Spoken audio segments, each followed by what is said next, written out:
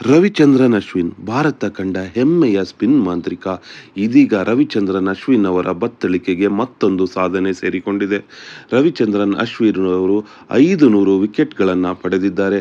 ಅದು ಭಾರತದ ಮಟ್ಟಿಗೆ ಫಾಸ್ಟೆಸ್ಟ್ 500 ವಿಕೆಟ್ ಅಂದರೆ ತಪ್ಪಾಗಲಾರದು.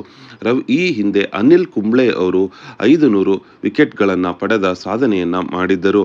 ಈಗ ರವಿಚಂದ್ರನ್ ಅಶ್ವಿನ್ ಅವರು ಆ ಸಾಧನೆಯನ್ನ ಸರಿಗಟ್ಟಿದ್ದಾರೆ.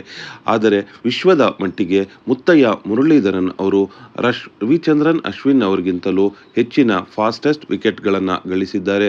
ವಿಶ್ವದ ಮಟ್ಟಿಗೆ ರವಿಚಂದ್ರನ್ ಅಶ್ವಿನ್ ಅವರು ಎರಡನೆಯ ಫಾಸ್ಟೆಸ್ಟ್ 500 ವಿಕೆಟ್ ಟೇಕರ್ ಆಗಿದ್ದಾರೆ.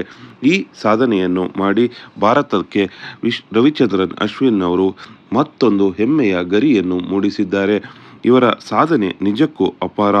ಆದರೆ ಇಂತಹ ರವಿಚಂದ್ರನ್ ಅಶ್ವಿನ್ ಅವರು ಈ ಬಾರಿ ನಮ್ಮ ಟೆಸ್ಟ್